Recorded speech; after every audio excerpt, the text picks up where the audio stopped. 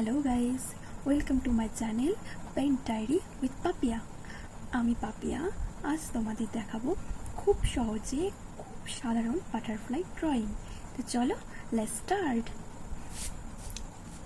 দেখো, বাটারফ্লাই তো আমরা অনেক ধরনের অনেক রঙের দেখি, তাই না? আবার অনেক ধরনেরও দেখি। কেমন ধরো, আমরা এরকম বডিটা করি আর তারপরে বাটারফ্লাইটাকে উড়িয়ে দিই। আর উড়িয়ে দিলে কি হবে? প্রজাপতির পাখনা দুটো একদিকে চলে যাবে, আবার এই প্রজাপতিটা তো এই দিকে যাচ্ছে, তাই না? আমরা আবার এরকম ধরনের প্রজাপতিও করি যাদের বডিগুলো এই দিকে রাখি, আবার উড়িয়ে দিই, দিয়ে পাখনা দুটো এই দিকে চলে যায়। তাহলে কেমন হয় প্রজাপতিটা? পাখনা দুটো এই দিকে চলে গেলে, এই দিকে চলে গেলে প্রজাপতিটার মুখটা চলে আসে এই দিকে, তাই না? তাহলে দুই ধরনের প্রজাপতি আমরা এইরকম করে আঁকি, যেগুলো একদিকে পাখনা থাকে। আবার এরকমও আঁকি যারা ওপর দিকে ওড়ে, যেমন বডিটা তাদের এরকম থাকে আর পাখনা দুটো নিচের দিকে নামানো থাকে, দুদিকের পাখনাটাই খোলা থাকে আর প্রজাপতিটা ওপর দিকে উড়ে যায়, তাই না? তো এইরকম সব ধরনের প্রজাপতি তো আমরা আঁকি। আজকে এরকম একটি বাটারফ্লাই আমরা ড্রয়িং করব। তো চলো শুরু করা যাক। দেখো, প্রথমে তোমরা যেভাবে আঁকো একটা গোল, তারপরে এরকম একটা বডি, তারপরে নিচের অংশটুকু নিয়ে দাও, তাই তো?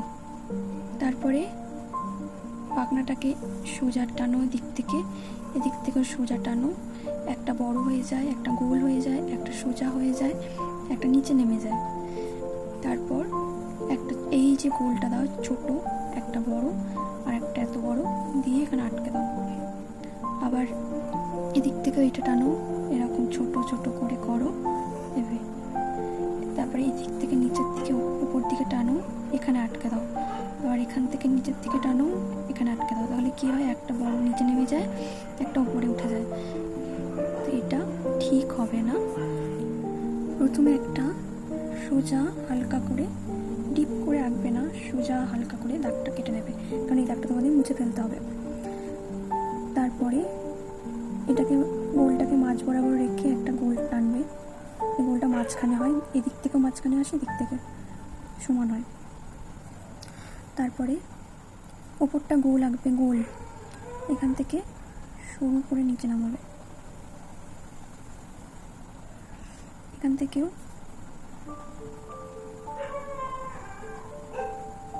শুরু করে এখানে একটা ভি মতো করে দেবে, এখানেও একটা ভি মতো করে দেবে। এবার এই জায়গাটা মুছে দেবে দুদিকে। তাহলে দেখো একটা পার্ট হয়ে গেল নিচে।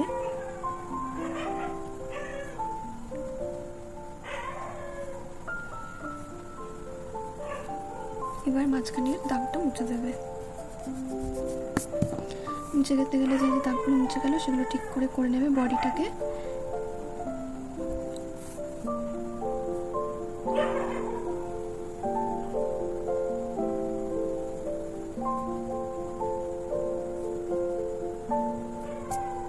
হয়ে গেল।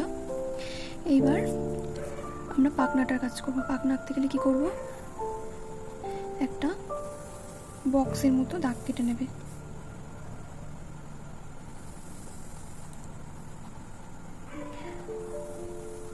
দাগটা এইটার সোজাসুজি কাটবে। আর হচ্ছে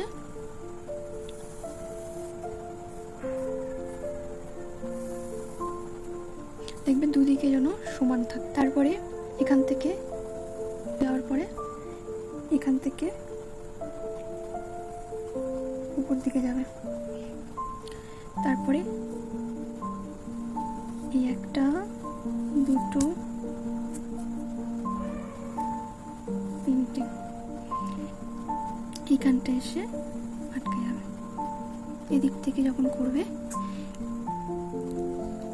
একটা, দুটো, তিনটে,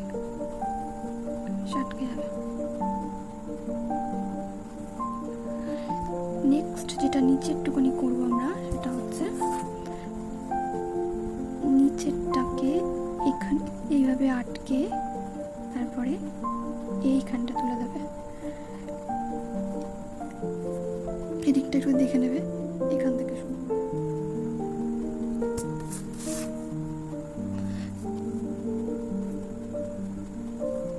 এটা হয়ে যাওয়ার পরে আমরা এই দাগগুলো সব মুছে ফেলবো।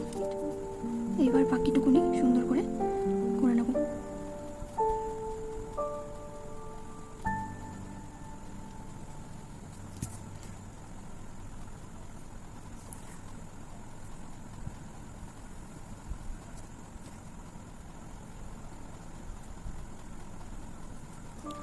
দেখো আমাদের দুদিকে সমান, আবার নিচটা সমান, দুদিকেই সমান হয়েছে। এবার কি করব, এটা প্রজাপতির পাখনা দুটোকে সাজাবো।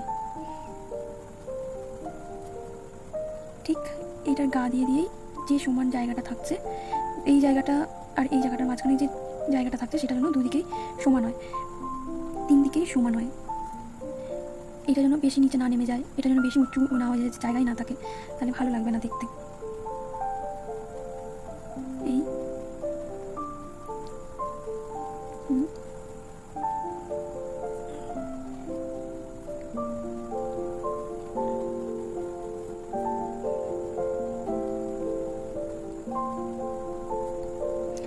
এরপর এই দিক থেকে নিয়ে এরকম শুরু করে, এই দিক থেকে নিয়ে এরকম শুরু করে, কোনোভাবেই তোমরা এরকম মোটা এরকম ছোট এইরকম করবে না, দুদিকেই যাতে সমানভাবে আসে সেইভাবে দেখবে। মাঝখানে এগুলো, এটা বড়, এটা এর থেকে একটু ছোট, এটা আর একটু ছোট, এটা একটু বড়, এটা এর থেকে ছোট, এটা আর একটু ছোট।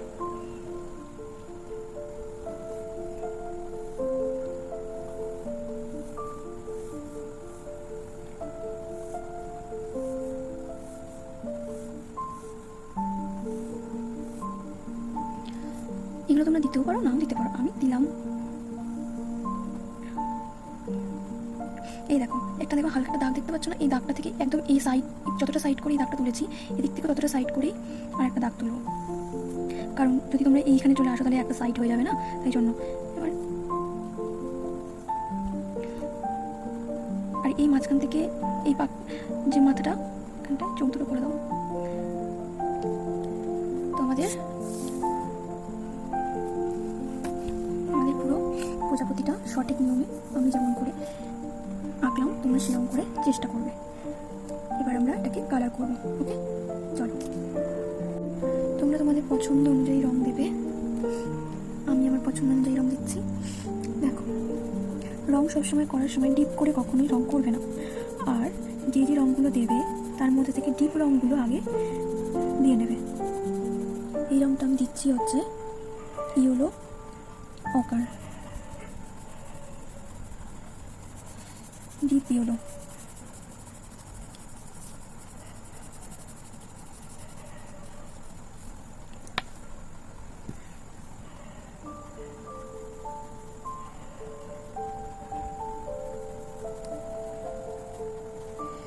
তোমরা কিন্তু যারা যারা দেখবে আমার ড্রয়িং তারা নিজেরা বাড়িতে করবে, করে আমাকে জানাবে কেমন হয়েছিল, কমেন্ট করে আমাকে জানাবে। আর তোমরা নতুন কী কী ড্রয়িং করতে চাও বা জানতে চাও, দেখতে চাও, আমাকে অবশ্যই কমেন্টে জানাবে।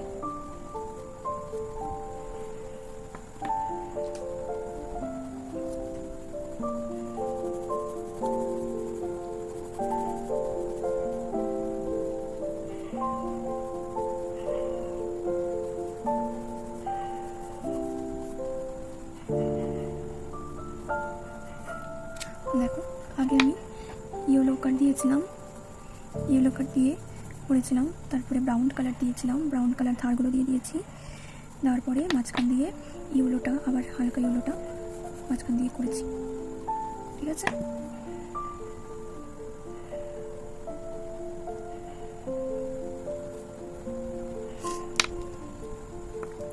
আমি এখানে ব্রাউন কালার দিয়ে ব্লু কালার দিচ্ছি, তোমাদের যে কালার ইচ্ছা তুমি সে কালার দিতে পারো।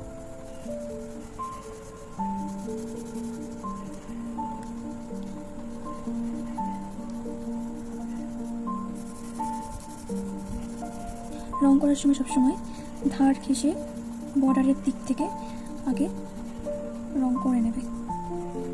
আর বর্ডারের ধারগুলো একটু ডিপ করলে অসুবিধা নেই, কিন্তু মাঝখানে রঙগুলো সবসময় হালকা করে করবে। দরকার হলে পরে তোমরা আর একবার ডবল করে দেবে, তাহলে রঙগুলো ডিপ হয়ে যাবে, কিন্তু প্রথমেই রং ডিপ করে দেবে না,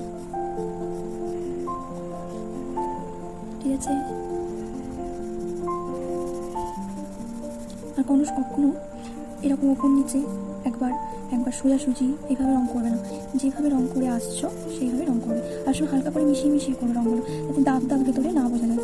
দেখো আমি দাগ বোঝা যাচ্ছে ভেতরে, কোনো দাগ যাতে না বোঝা যায়, সেইভাবে রং করবে সবসময়।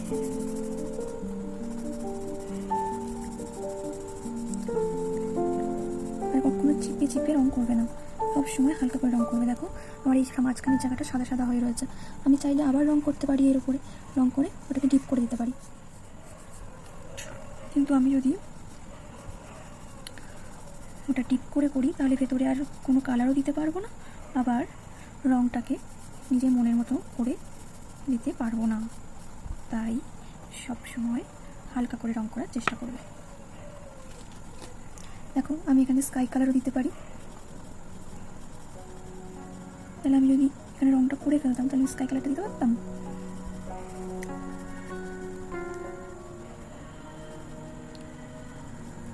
স্কাই কালারটা দিলাম, মাঝখানটা এইভাবে যে দাগগুলো করেছিলাম সেই দাগগুলো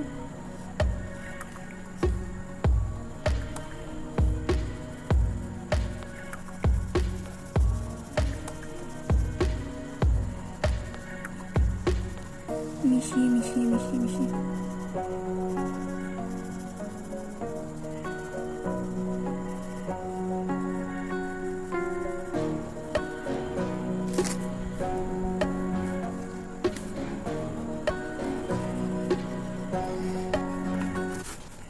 এবার এদিকে একটা করবো, এদিকে রংটা এইভাবেই করবো।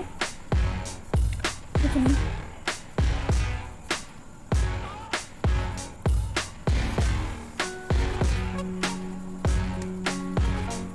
রং করার সময় খাতাটা এইভাবেই একভাবে রাখবে না, খাতাটাকে ঘুরিয়ে নেবে, তাহলে রং করতে সুবিধা হবে। আর রং কখনো বাইরে বেরোবে না, নিজের সুবিধা মতো খাতাটাকে ঘুরিয়ে তারপরে আঁকবে। এই যে দাগটা ধার দিয়ে দিচ্ছি, এই দাগটা দেওয়ার সময় আমি যদি এইভাবে রাখি তাহলে আমি হাত দিয়ে যখন আঁকবো তখন আমি আমার চোখ দিয়ে যখন দেখবো তখন উপরটা দেখতে পারছি না, আমার আঁকতে অসুবিধা হচ্ছে। আমি খাতাটাকে ঘুরিয়ে নিলাম, তাহলে আমি পুরোটা দেখতে পাচ্ছি, বর্ডারটা কোন দিক দিয়ে যাচ্ছে, কত দূর যাচ্ছে। এবার দেখো আমি রং করছি, আমার কোনো অসুবিধা হচ্ছে না। তোমরা এগুলো করে দেখবে, আমাদের রং করতে অসুবিধা হবে না। দেখো খাতাটাকে ঘুরিয়ে নিয়েছি, এবার এই দিকটা করবো।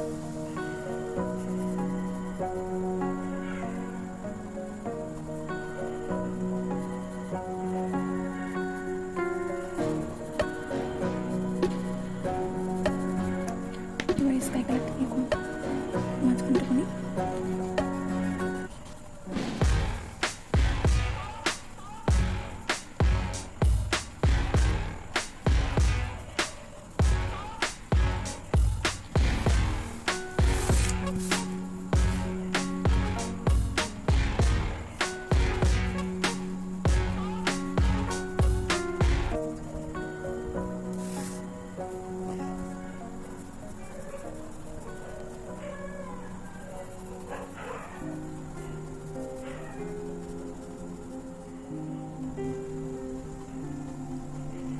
করে করবো।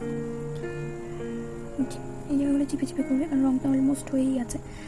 এবার এই জায়গাগুলো এরকম করলে অসুবিধা হবে না, রংটা বাইরে থেকে আসবে যাবে, যা হবে মিশে যাবে রংটা পুরো।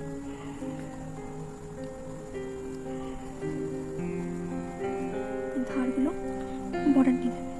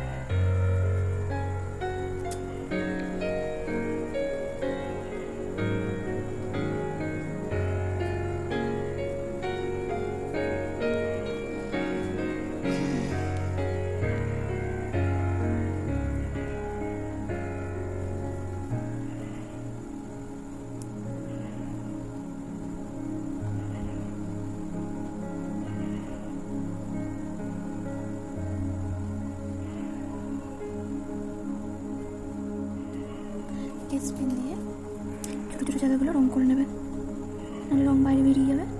এই সরু ছোটো জায়গাগুলো স্কেচ পেন দিয়ে করে নেবে।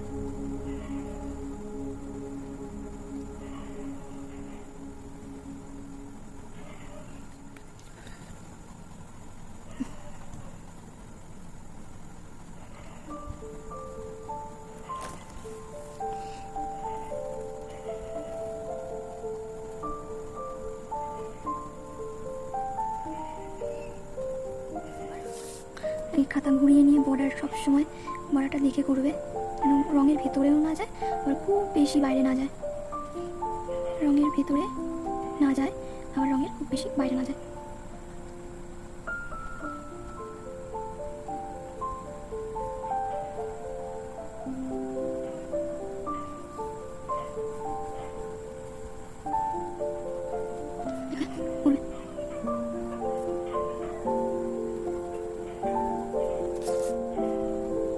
যেটুকুনি মনে হচ্ছে এই জায়গাটা এসে মেকআপ দিয়ে দেবে, এই ব্রাউন কালারটা দিয়ে এই জায়গাটা এরকম ডিপ করে কালার উপর দিয়ে দেবে। দেখবে এই কালারটা এইভাবে চলে আসছে। কালার মিক্স করে করবে, দেখবে কালার নানা রকম মিক্স করে করলে আঁকতেও বেশ ভালো লাগবে। দেখবে কালারগুলো না এইভাবে এদিক সেদিক হয়ে যাচ্ছে, বেশ মিশিয়েও যাচ্ছে কালার। দেখবে তোমরা বাড়িতে ডিপ কালার এসে করে তার থেকে একটু হালকা কালার মানে এরকম দিয়ে দেখবে কালারগুলো এরকম আলাদা আলাদা হয়ে যাচ্ছে।